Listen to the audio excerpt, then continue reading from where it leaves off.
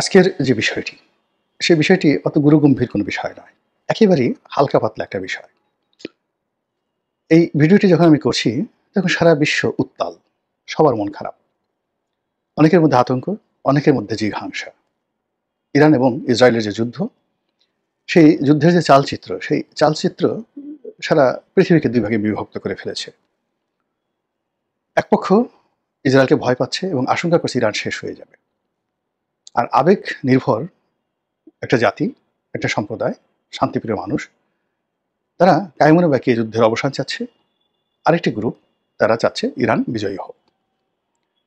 এবং এই সময়ের মধ্যে মিস্টার ডোনাল্ড ট্রাম্প হঠাৎ করে যখন এই যুদ্ধে অংশগ্রহণ করলেন এবং তার হাতে যেটা সর্বোচ্চ অস্ত্র রয়েছে, যেটাকে ব্রহ্মাস্ত্র বলা যেতে পারে, পৃথিবীর সবচেয়ে বড় যুদ্ধ বিমান B-2 বোমারু বিমান, এবং সেই বোমারু বিমানে করে তিনি সেই ক্ষেপণাস্ত্র তিনি সেখানে পাঠালেন বা নিক্ষেপ করলেন, যেটিকে বলা হয় পৃথিবীর সবচেয়ে ইফেক্টিভ, যাকে বলা হয় ক্ষেপণাস্ত্র, যা যেকোনো পাহাড়ের উপরে, যেকোনো ভূমির উপরে এবং যেকোনো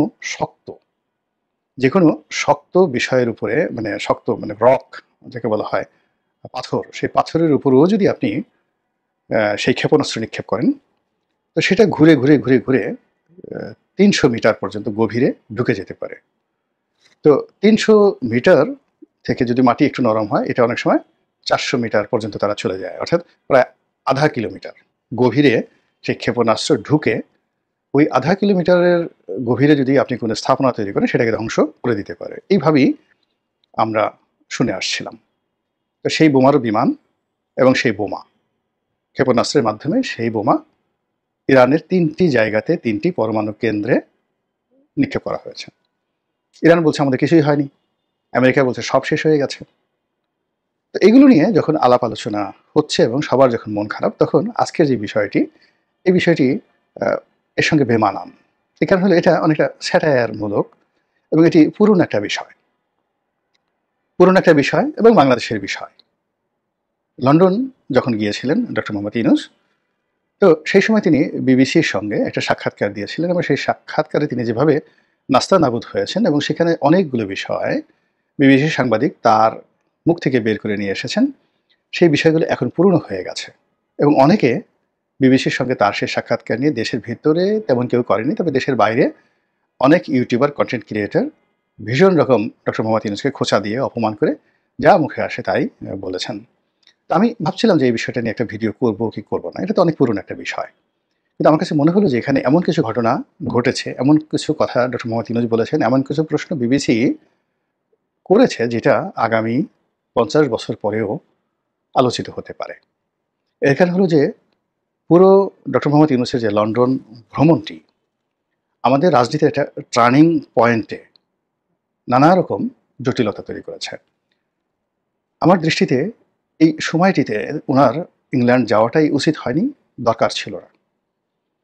যেভাবে আমি শেখ হাসিনার পতনের আগে তার যে সর্বশেষ বিদেশ সফর, চীনে তিনি গিয়েছিলেন, আমি বলেছিলাম যে এই মুহূর্তে তার চীনে যাওয়াটা ঠিক হচ্ছে না। এই কারণ হলো তার আগে দিল্লি যাওয়া উচিত, ভারতকে তার শান্ত করা উচিত এবং একদিকে তার মনোনিবেশ করা উচিত। তার এই মুহূর্তে চীনে যাওয়া উচিত না। চীনে যেতে হলে তাকে আগে ভারতের সাথে সম্পর্ক নষ্ট করে তারপর চীনে যেতে হবে। তো তিনি সেই কারণে চীনে গেলেন।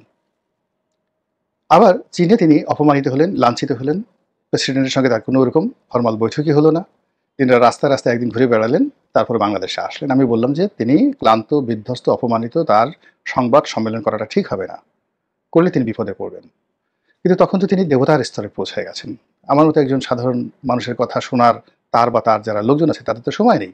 সংবাদ সম্মেলন হলো, সেই সংবাদ সম্মেলনে একজন সাংবাদিক প্রভাস আমিন তিনি একটা প্রশ্ন করলেন, রাজাকারের বাচ্চা নাতিপুতি নিয়ে একটা প্রশ্ন করলেন, আর সেই প্রশ্নের কারণে সারা বাংলাদেশ উত্তাল হয়ে গেল, শেখ হাসিনার পতন হলো। দেখেন ছোট্ট একটা জায়গা থেকে, কিন্তু ইতিহাস খুঁজে দেখেন যে শেখ হাসিনার চীনে যাওয়ার আগে বাংলাদেশের কোনো মানুষ বলেছিল কিনা গোলাম মোল্লা রনি ছাড়া যে তার এই চীনে যাওয়াটা ভয়াবহ একটি বিষয়।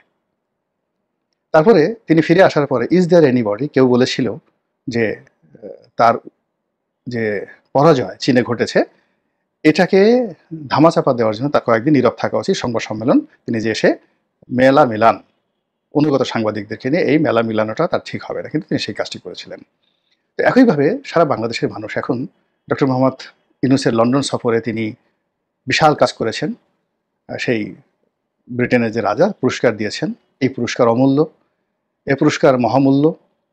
এই পুরস্কার পেয়ে তিনি নিজে ধন্য হয়েছেন, জাতিকে ধন্য করেছেন। এবং অনেকে বলার চেষ্টা করেছেন যে তিনি ব্রিটেনের যে রাজা চার্লস, তার চেয়ে এত মহান আমাদের ডক্টর মোহাম্মদ ইউনূস যে রাজা তাকে পুরস্কৃত করে রাজা নিজে সম্মানিত হয়েছেন। রাজা যাবে, রাজা আসবে, কিন্তু ইউনূস তো দ্বিতীয়বার পয়দা হবে না, এরকম তেলবাজি। তারপর ডক্টর মোহাম্মদ ইউনূসের সঙ্গে তারেক রহমান সাহেবের বৈঠক, এটা নিয়ে দুই গ্রুপে, ইউনূস গ্রুপ ভার্সেস বিএনপি যারা লোকজন সমানে তালি বাজিয়ে যাচ্ছে। এর সাথে মেঘনা কাটা আর হতে পারে না। বাংলাদেশের ইতিহাসে একটা মাইল ফলক তৈরি হলো, এই দুই নেতা বৈঠক করলেন সারা বাংলাদেশে। মানে আগামীতে বসন্ত আসবে, গাছে গাছে ফুল ফুটবে, ফল হবে, কোকিল, দোয়েল, শালিক, ময়না, টিয়া পাখিতে সারা বাংলাদেশ ভরে যাবে। এইরকম স্বপ্নে যখন বিভোর, তখন আমি প্রথম থেকে বলে আসছি যে ওনার ইংল্যান্ডে যাওয়া ঠিক হয়নি। ২ নম্বর হলো ওনার এই তারেক রহমান সাহেবের সঙ্গে বৈঠকটা তার জন্য ক্ষতিকর হয়েছে, আর বিএনপির জন্য আরও বেশি ক্ষতিকর হয়েছে। উনি যাওয়ার আগে আমি ভিডিও করেছিলাম যে তারেক রহমান সাহেবের সাথে বৈঠক হলে বিপদ, আর মানে বৈঠক যদি না হয় তাহলে উভয় পক্ষের জন্য বিপদ, আর যদি মানে বৈঠক না হয় তাহলে মহাবিপদ। এইরকম একটা অবস্থা, মানে উভয় সংকটে উনি লন্ডনে না গেলে আর এই ওনার উভয় সংকটটা তৈরি হতো না, বিএনপির জন্য হতো না। আজকে যে মুখোমুখি অবস্থানে পৌঁছে গেছি, রাজনৈতিক অবস্থা ওনার সেই লন্ডন ভ্রমণ পরবর্তী সময়, এই সময়টিতে এই ঘটনা কখনো ঘটতো না। অনেক আগে বাংলাদেশ প্রতিদিন আওয়ামী লীগ জমানাতে একটা লেখা লিখেছিলাম, খুবই জনপ্রিয় একটা লেখা ছিল, হাতি কখন গু খায়। আপনাকে বলতে পারেন যে বনের সবচেয়ে শক্তিশালী বৃহৎ প্রাণী, তাকেও অবস্থায় পড়ে গু খেতে হয়। হাতি কখন গু খায় এটা নিয়ে একটা লেখা লিখেছিলাম। আমাদের রাজনীতিতে এখন এই সময়টিতে এমন ঘটনা ঘটে হচ্ছে যে অনেক বড় বড় মানুষকে, হাতির মতো বড় বড় মানুষকে গু খেতে হচ্ছে। এবং সেটা আমি নাম ধরে ধরে বললাম না, আপনারা যদি এই বিভিন্ন সময় কিছু দৃশ্য দেখেন এবং কিছু মানুষের মধ্যে, কিছু মানুষের সঙ্গে কিছু মানুষের হ্যান্ডশেক করা দেখেন, কিছু মানুষের সঙ্গে কিছু মানুষের পাশাপাশি বসা দেখেন, সেক্ষেত্রে সেই দৃশ্য দেখে আপনার মনে হবে একটা হাতি গু খাওয়া তাদের জন্য যতটা বিব্রতকর, অস্বাভাবিক, অবমাননাকর, তার চেয়ে অবমাননাকর ঘটনা প্রতিদিন এই নগর মহানগরীতে ঘটে যাচ্ছে, এই উনি লন্ডন থেকে ফিরে আসার পর। তো যাই হোক, তো সেই কারণে আমার কাছে যেটা মনে হচ্ছে যে একটু দেরিতে হলেও ওনার এই লন্ডন ভ্রমণের যে দুটো অংশ, একটা হলো রাজার যে সাথে তার পুরস্কার গ্রহণ, এটা নিয়ে আমি টকশোতে বলেছি, টেলিভিশনে অসংখ্যবার, আমার এই চ্যানেলে বলেছি, আবার তারেক রহমান সাহেবের সঙ্গে তার বৈঠক নিয়ে টকশোতে বলেছি, চ্যানেলে বলেছি। ফলে এই বিষয়গুলো নিয়ে আর বলবো না।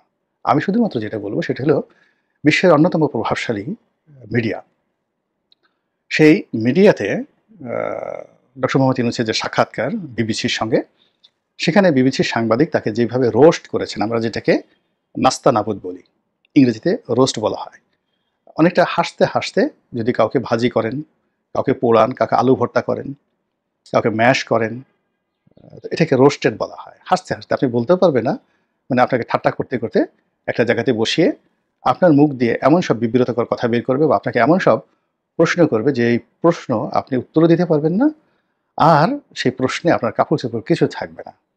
এরকম ইউরোপে রোস্ট হয়। অনেক মন্ত্রী, এমপি, অনেক বিখ্যাত ব্যক্তি, অনেক সেলিব্রিটি তাদেরকে রোস্ট করে। এমনকি ইউরোপ আমেরিকাতে যেটা হয়, যেমন দেখা গেল সন্তান পিতাকে রোস্ট করছে, দুজনই সেলিব্রিটি, তারপরে স্ত্রী স্বামীকে রোস্ট করছে। তো এই জিনিসগুলো হয়। যেমন দেখা গেল যে আপনারা সবাই তো প্রিয়াঙ্কা চোপড়াকে চিনেন। তো প্রিয়াঙ্কা চোপড়া তিনি নিক জোন্সকে বিয়ে করেছেন, জোনাস ব্রাদার, আমেরিকাতে শিল্প অঙ্গনে সাহিত্য কিন্তু বিখ্যাত একটা পরিবার। তো এই পুরো পরিবারকে রোস্ট করার দায়িত্ব দেওয়া হলো একটা টিভি শোরুমে, মানে টিভির টকশোতে।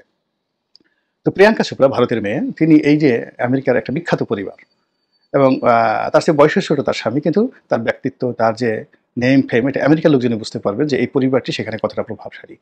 তো যেভাবে স্ত্রী তার স্বামী এবং তার দেবরদেরকে যেভাবে রোস্ট করলেন, ওটা আপনি না দেখলে বুঝতে পারবেন না যে হিউমার কত উচ্চ পর্যায়ে হতে পারে। তো এখানে আসলে ডক্টর মোহাম্মদ ইউনূসকে যে রোস্ট করা হয়েছে, এখানে কোনো হিউমার করা হয়নি। মানে অনেকটা গজাল মেরে মেরে, মাথার উপর গজাল মেরে মেরে যদি কাউকে রোস্ট করা হয়, কারো শরীরের মধ্যে যদি ডাইরেক্ট একেবারে খুন্তা ঢুকে দেওয়া হয়।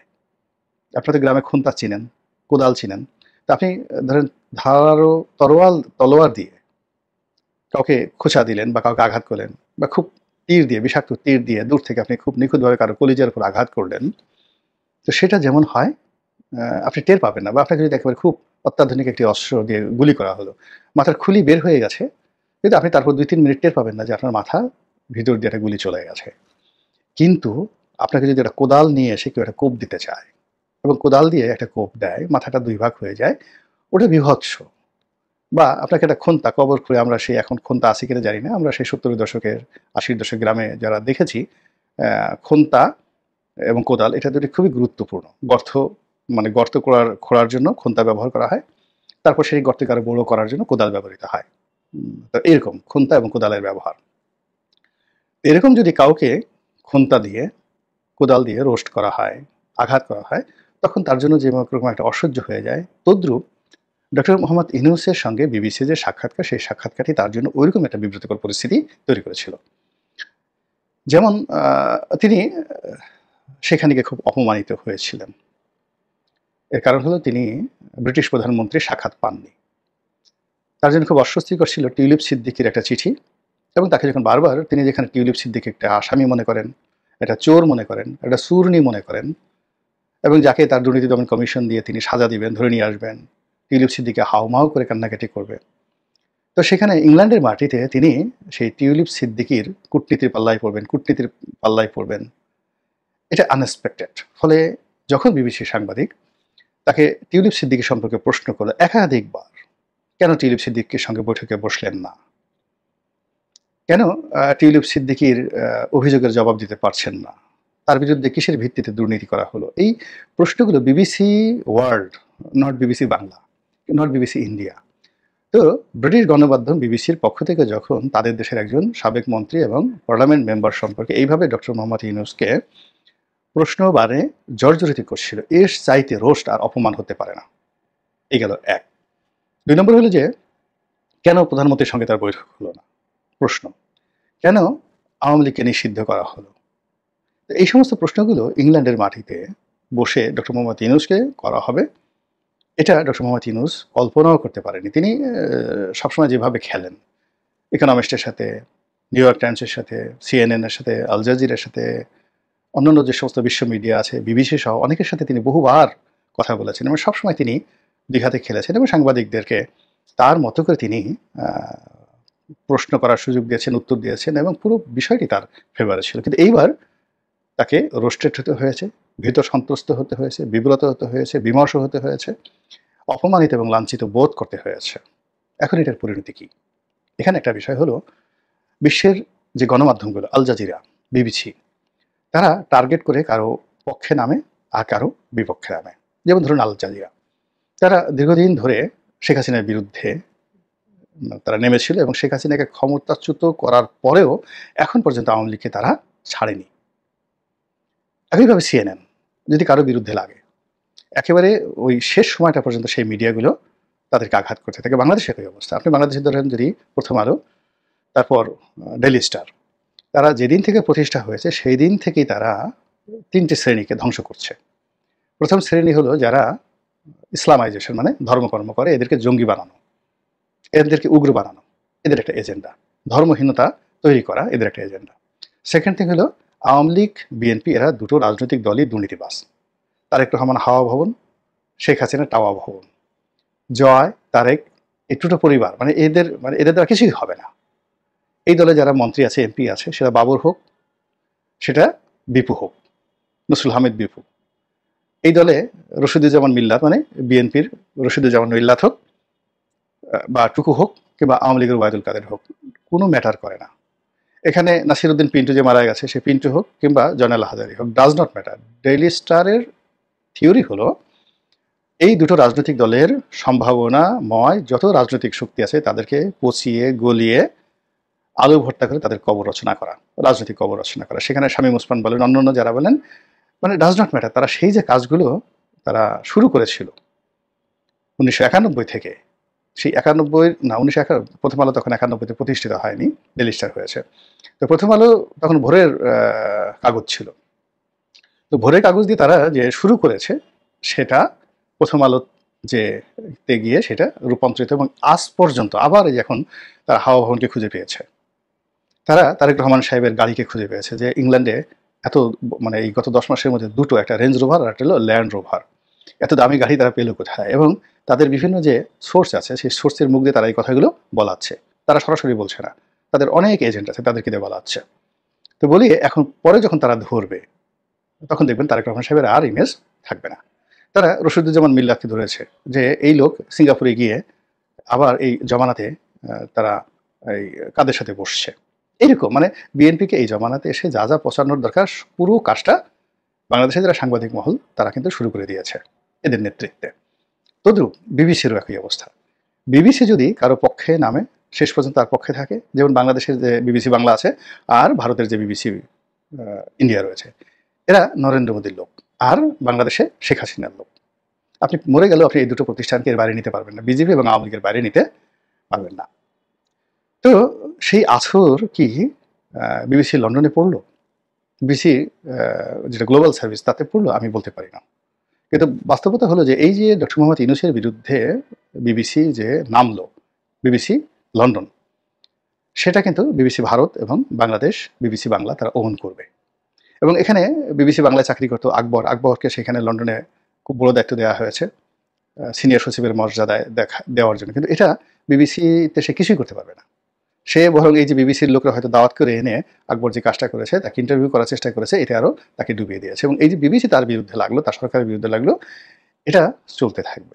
এবং এই ঘটনার সঙ্গে মানে বিবিসিকে ইনভাইট করে আনার পেছনে হয়তো ডক্টর মোহাম্মদ ইউনূস এবং তার যারা লোকজন রয়েছে তাদের একটা ভূমিকা আছে, কিন্তু এই পেছনে যে টিউলিপ সিদ্দিকী, শেখ হাসিনা, তার যারা লোকজন, এমনকি নরেন্দ্র মোদীর যারা লোকজন রয়েছে, যেটাকে বলা হয় গদি মিডিয়া ইন্ডিয়াতে বিবিসি ইন্ডিয়া এবং বিবিসি বাংলা, তারা যে এটা খেলে দিয়েছে এবং তারা যে পুরো এই বিশ্ব মিডিয়াটিকে ডক্টর মোহাম্মদ ইউনূসের বিরুদ্ধে দাঁড় করিয়ে দিয়েছে। ফলে এই প্রতিষ্ঠানটিও সেই আল জাজিরা যেভাবে শেখ হাসিনার বিরুদ্ধে কাজ করেছে, বিবিসিও আগামীতে ডক্টর মোহাম্মদ ইউনূস এবং তার প্রতিষ্ঠান গ্রামীণ ব্যাংক, গ্রামীণ ফোন, গ্রামীণ যা কিছু আছে সব কিছুর বিরুদ্ধে কীভাবে কাজ করে শুধু দেখেন এবং তারপরে আমাকে বলবেন। আল্লাহ আমাদের সবাইকে হেদায়েত দান করুন এবং হেফাজত করুন। আসসালামু আলাইকুম ওয়া রাহমাতুল্লাহি ওয়া বারাকাতুহু।